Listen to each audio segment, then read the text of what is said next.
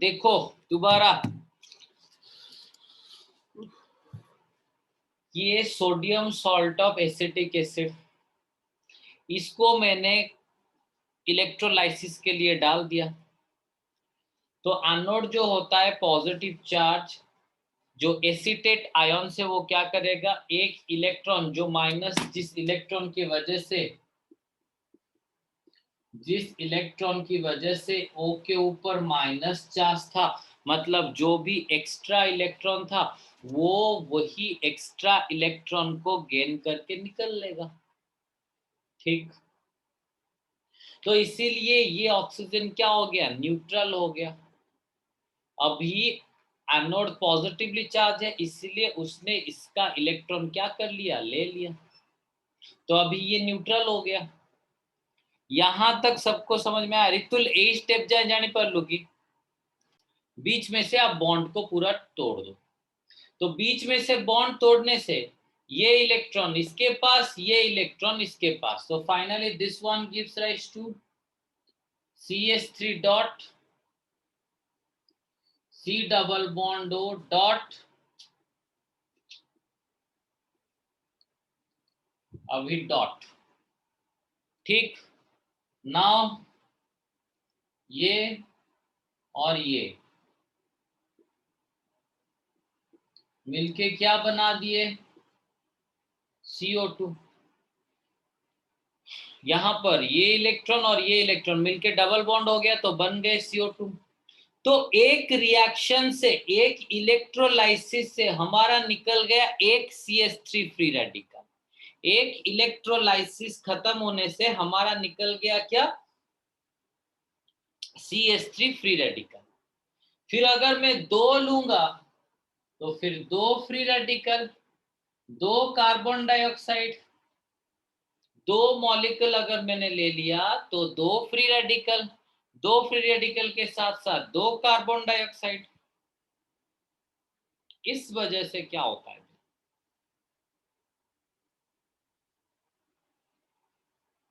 दो carbon dioxide, ये तो जो कार्बन डाइऑक्साइड फॉर्मेशन होगा वो तो निकल लेगा।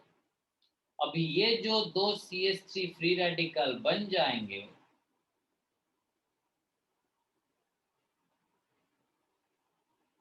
It is CH3 bond CH3। ठीक, यहां पर भी आप देख सकते हो कि दो CH3 मतलब यहां पर दो हाइड्रोकार्बन फ्री रेडिकल, दो हाइड्रोकार्बन फ्री रेडिकल इकट्ठा हो रहे हैं, दो हाइड्रोकार्बन फ्री रेडिकल यहां पर क्या हो रहे हैं, इकट्ठा हो रहे हैं। तो यहां पर मीथेन पॉसिबल है बनाना। मीथेन में तो एक ही कार्बन होता है, लेकिन यहां पर तो मिनिमम, यहां पर एक कार्बन, ये कार्बन दोनों मिल गए ना, तो ऑब्वियसली मीथेन में तो एक ही कार्बन होता है, तो इस प्रोसेस में मीथेन बनाना क्या होता है, इम्पॉसिबल होता है। ठीक है, इस मेथड से आप मीथेन नहीं बना पाओगे। नेक्स्ट, मैंने आपको स्टार्टिंग में बताया था कि यहां पर हम जो इलेक्ट्रोलाइसिस करेंगे, यहां पर हम लोग जो इलेक्ट्रोलाइसिस करेंगे,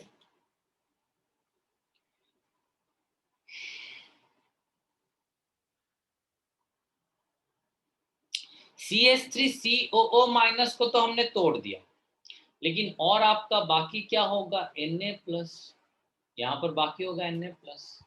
तो हम लोगों ने स्टार्टिंग में लिया था CH3COO minus Na+ and water. तो अभी हमने देखा कि जो आपका रिएक्शन होता है एसीटेट आयन, जो भी रिएक्शन होता है एनोड में, वो तो हमने देख लिया। फिर कैथोड में क्या रिएक्शन होगा, कैथोड तो नेगेटिवली चार्ज होता है, वो कैसे रिएक्शन करेगा। ना वाटर जब स्प्लिट होगा it must give rise to OH minus and H+।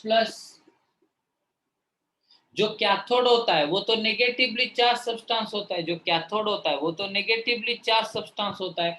वो क्या करेगा ना, आराम से जल्दी जल्दी जल्दी जल्दी, जो कैथोड होता है वो नेगेटिवली चार्ज इलेक्ट्रोड होता है, तो वो क्या करेगा कि जल्दी जल्दी जल्दी जल्दी हाइड्रोजन को इलेक्ट्रॉन दे देगा। तो फिर क्या बन जाएगा, हाइड्रोजन के पास इलेक्ट्रॉन था नहीं, अभी हाइड्रोजन ने एक इलेक्ट्रॉन गेन कर लिया, वो क्या बन गया, हाइड्रोजन फ्री रेडिकल। यहां पर एक बार मैंने वाटर को स्प्लिट किया तो एक हाइड्रोजन फ्री रेडिकल, दो बार वाटर को स्प्लिट किया तो फिर दो फ्री रेडिकल।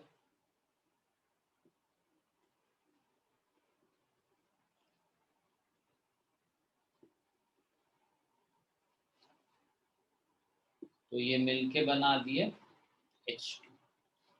ठीक, that was the method of preparation of क्या, अल्केन। ठीक है, अल्केन का हम लोगों ने वेराइटी ऑफ प्रिपरेशन मेथड पढ़ लिया। ठीक, नेक्स्ट हम आते हैं प्रॉपर्टीज। ठीक है,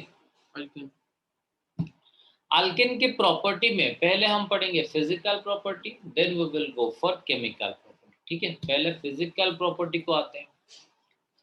तो अल्केन के जो फास्ट फोर मेंबर्स होते हैं, ठीक है, अल्केन के जो फास्ट फोर मेंबर होते हैं, मतलब मीथेन, इथेन, प्रोपेन, ब्यूटेन, मतलब कार्बन 1 से लेकर कार्बन 4 कंटेंट तक, मीथेन, इथेन, प्रोपेन, ब्यूटेन तक, ये सब गैस होते हैं। ठीक है, क्योंकि छोटे छोटे मॉलिक्यूल होते हैं, उन लोगों के अंदर ज्यादा मॉलिक्यूलर फोर्स ऑफ अट्रैक्शन नहीं होता है, जो वेंडरवाल्स फोर्स ऑफ अट्रैक्शन उन लोगों के अंदर ज्यादा नहीं होता है, तो इसीलिए वो क्या होते हैं, गैसेस होते हैं। ठीक, नेक्स्ट, लेकिन पेंटेन से लेकर, मतलब कार्बन 5 से लेकर कार्बन 17 तक, कार्बन 5 से लेकर कार्बन 17 तक, वहां पर क्या हो जाएगा ना, वो सब लिक्विड हो जाएंगे, क्योंकि थोड़ा सा साइज बढ़ गया, थोड़ा सा ए देख दानिश, थोड़ा सा साइज बढ़ जाने से उनके अंदर अट्रैक्शन फोर्स बढ़ गया, तो अट्रैक्शन फोर्स बढ़ जाने की वजह से क्या होगा, वो धीरे धीरे गैसियस स्टेट से लिक्विड स्टेट में कन्वर्ट होगा। अभी C17 के ऊपर, अभी C17 के ऊपर, मतलब कार्बन 18 से लेकर और जितने भी है, मैक्सिमम कार्बन 20 तक ही लग सकता है। ठीक है, 20 नंबर ऑफ कार्बन एक दूसरे के साथ लग सकते हैं। तो कार्बन 18 से लेकर बियॉन्ड जितने भी होते हैं, वो क्या हो जाते हैं, उनमें और भी ज्यादा अट्रैक्शन फोर्स आ जाता है, तो वो क्या बन जाते हैं, सॉलिड बन जाते हैं। ठीक, तो कार्बन 1 से लेकर कार्बन 4 तक गैसेस होते हैं, फिर कार्बन 5 से बियॉन्ड क्या होते हैं, लिक्विड होते हैं, कार्बन 17 तक, फिर कार्बन 17 के बियॉन्ड क्या होते हैं, सॉलिड होते हैं। ना, ये तो छोड़ो, हो गया क्या आपका फिजिकल प्रॉपर्टी के बारे में।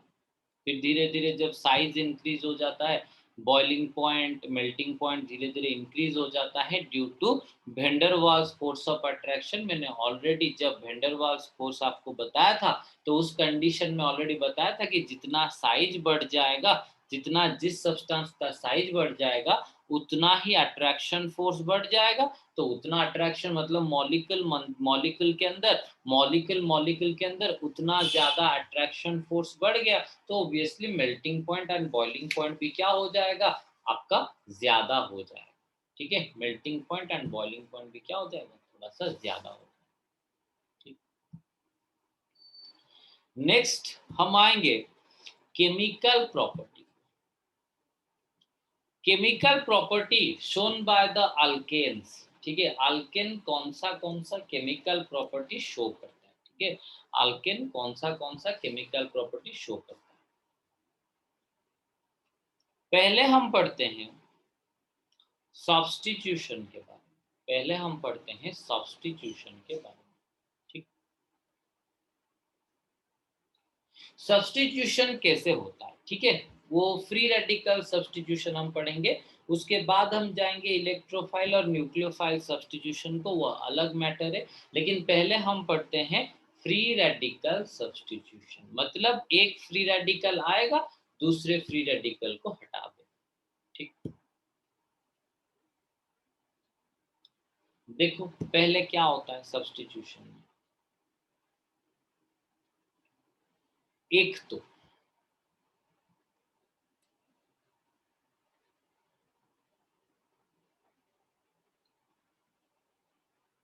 जो सब्स्टिट्यूशन रिएक्शन होता है उसका 3 स्टेप होता है। एक इनिशिएशन, दूसरा प्रोपागेशन, तीसरा termination. Initiation, propagation and termination. ठीक है, मतलब रिएक्शन को कैसे स्टार्ट किया जाए। प्रोपागेशन होता है कि रिएक्शन कैसे आगे आगे क्या होगा, कंटिन्यू होता जाएगा। फिर टर्मिनेशन, टर्मिनेशन क्या होता है, कब रिएक्शन क्या होगा, कंप्लीट हो जाएगा। ठीक है, किस तरह, तो रिएक्शन में आपको बता देता हूं। पहले सिंगल स्टेप में आपको रिएक्शन बता देता हूं, फिर हम जाएंगे किस मेथड को इनिशिएशन बोलते हैं, किसको प्रोपागेशन बोलते हैं, किसको टर्मिनेशन बोलते हैं। देखो, मीथेन प्लस क्लोरीन दे दो in the presence of light energy. Methane plus chlorine दे दो in the presence of light energy, वो बन जाएगा CH3Cl। फिर इसको और भी क्लोरीन दोगे, CH2Cl, और भी क्लोरीन दो, CHCl3, और भी क्लोरीन दो, CCl4। तो ऐसे धीरे धीरे धीरे धीरे रिएक्शन आगे बढ़ता जाता है। लेकिन उसका मैकेनिज्म क्या है, किसके बाद कौन सा स्टेप होता है। ठीक है, मैकेनिज्म उसका क्या है, देखो।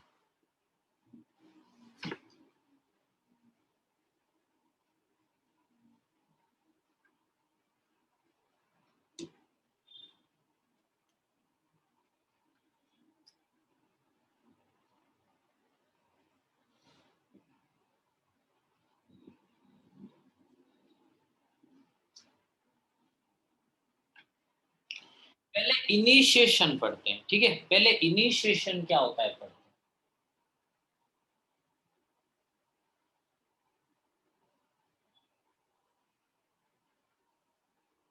Cl2, ठीक है, Cl2 में क्या है, दो क्लोरीन अगल बगल में ऐसे बॉन्डेड होते हैं। Cl2 में दो क्लोरीन ऐसे अगल बगल में क्या होते हैं, बॉन्डेड होते हैं। ठीक,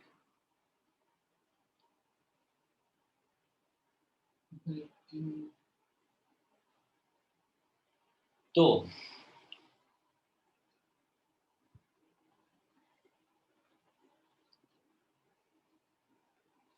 दो क्लोरीन फ्री रेडिकल बन गए, दैट इज इनिशिएशन। रिएक्शन में दो क्लोरीन फ्री रेडिकल बन गए, दैट इज इनिशिएशन हो गया। रिएक्शन अभी क्या हो गया, शुरू हो गया। फिर हम आते हैं प्रोपागेशन। ठीक है, देखो ये जो मीथेन था हमारा,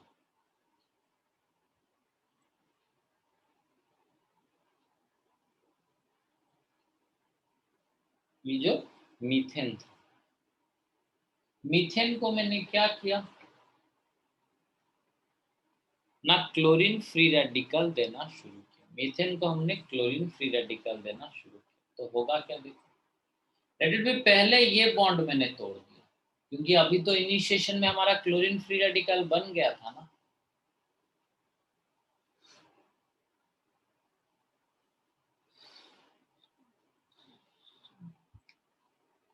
क्या बन जाएगा,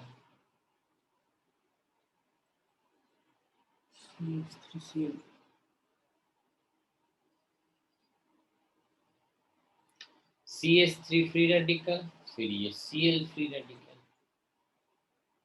क्या होगा देखो। ओब्वियसली एक हाइड्रोजन तो निकल लिया, अभी CH3 डॉट है, CH3 फ्री रेडिकल।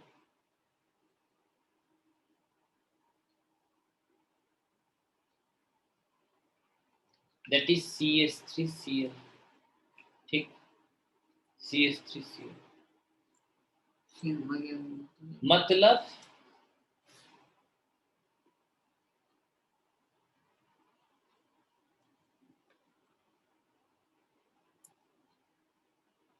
कुछ ऐसा कंपाउंड बन गया, मतलब कुछ ऐसा कंपाउंड बन गया, ठीक। अभी यहाँ पर तो एक Cl2 मॉलिक्यूल ब्रेकडाउन नहीं हुआ होगा ना, हम तो वेसल में बहुत सारा Cl2 मॉलिक्यूल लेते हैं रिएक्शन के लिए, एक Cl2 मॉलिक्यूल नहीं, हम लोग बहुत सारे Cl2 मॉलिक्यूल लेते हैं रिएक्शन के लिए। तो उसी तरह abundant amount of Cl free radical हमारे पास प्रेजेंट होगा। अभी देखो,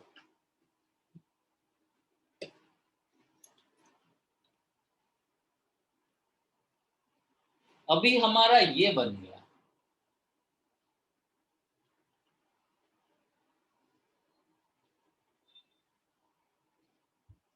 दूसरा क्लोरीन फ्री रेडिकल लाओ,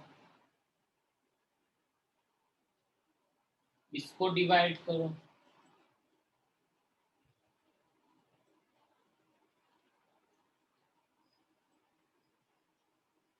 डॉट, फिर क्लोरीन फ्री रेडिकल,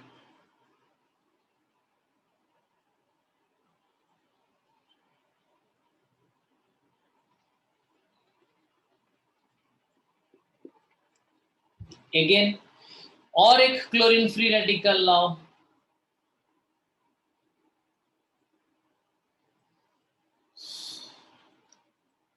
ठीक, तो क्या बन जाएगा,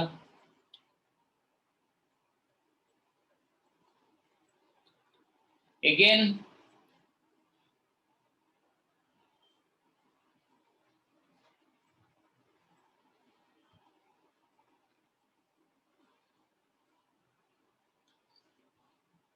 फिर से ये तो बन गया आपका CHCl3 क्लोरोफॉर्म, नहीं, दूसरा क्लोरीन लाओ,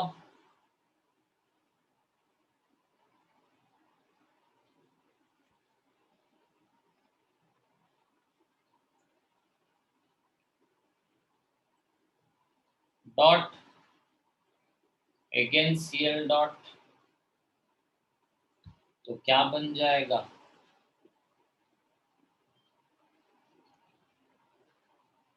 that gives rise to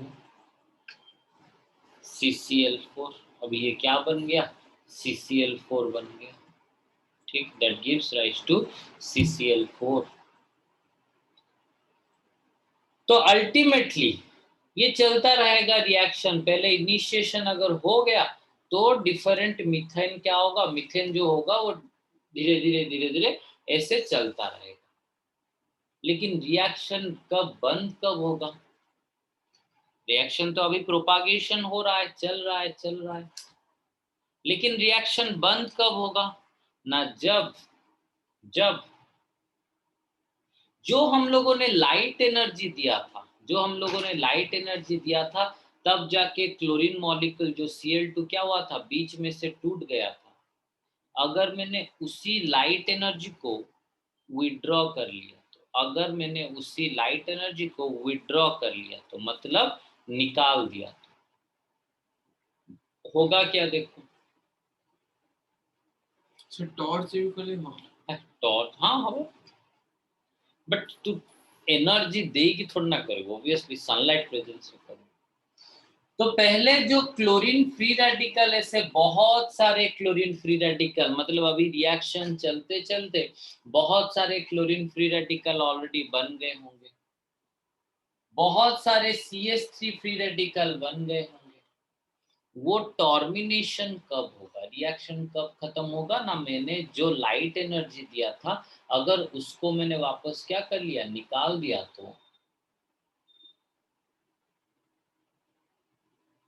तो जो क्लोरीन टूट के क्लोरीन फ्री रेडिकल बना था वो अभी वापस क्या Cl2 बन जाएगा, जो CH3 फ्री रेडिकल बना था वो भी, वो और क्लोरीन के साथ अटैच ना होके इथेन बन जाएगा। लाइट एनर्जी रहा नहीं तो फिर जो जिस तरह थे वो लग गए एक दूसरे के साथ। लाइट एनर्जी और रहा नहीं तो रिएक्शन और आगे चल नहीं सकता है। तो जो भी जिस तरह थे वो वैसे के वैसे क्या हो गए, एक दूसरे के साथ अटैच हो गए। दस द रिएक्शन टर्मिनेट्स और रिएक्शन यहाँ पर कंप्लीट हो गया। ठीक, खत्म। Next, combustion. जब मैंने आपको केमिकल थर्मोडायनामिक्स पढ़ाया था, जब मैंने आप लोगों को केमिकल थर्मोडायनामिक्स पढ़ाया था, तब मैं एक चीज आपको समझाया था कि every combustion reaction is exothermic. Combustion reaction जो होता है मतलब किसी को जला देने से डेफिनेटली एनर्जी रिलीज ही होता है ना। Combustion reactions are exothermic. Combustion reaction में क्या होता है, एनर्जी रिलीज हो जाता है।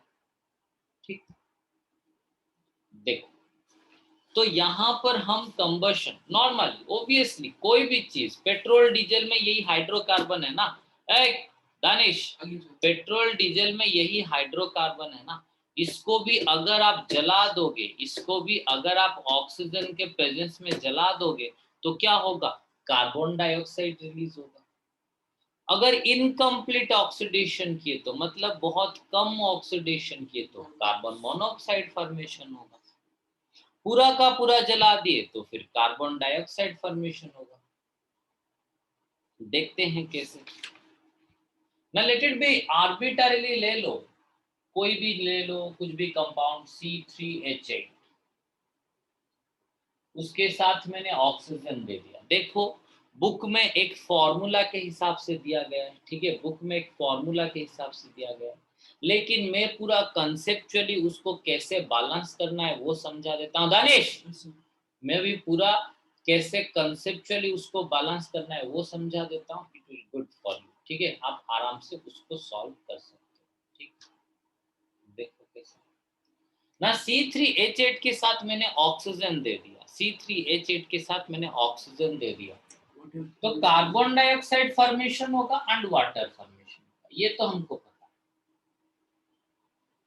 कार्बन डाइऑक्साइड फॉर्मेशन होगा एंड वाटर फॉर्मेशन, लेकिन कितना कार्बन डाइऑक्साइड होगा, जितना कार्बन है ओब्वियसली, जितना कार्बन मैंने रिएक्टेंट साइड में दिया था ओब्वियसली प्रोडक्ट में तो उतना ही कार्बन निकलेगा ना। अल्टीमेटली जितना कार्बन मैंने रिएक्टेंट साइड में दिया था उतना कार्बन तो प्रोडक्ट में ही निकलेगा ना। तो 3CO2 जितना कार्बन हाइड्रोकार्बन में था, देखो अभी जो मैं रूल बता रहा हूँ that is valid for alkane, alkene, alkyne, तीनों के लिए वैलिड है। ठीक है, वो वरना आप लोग फिर अगर रट्टा लगाओगे तो फिर अलग अलग फॉर्मूला पढ़ना पड़ेगा। ठीक है, लेकिन कॉन्सेप्चुअली सॉल्व करोगे तो पूरा एक ही मेथड से हो जाएगा। तो C3H8 मैंने दिया था तो ऑब्वियसली कितना कार्बन डाइऑक्साइड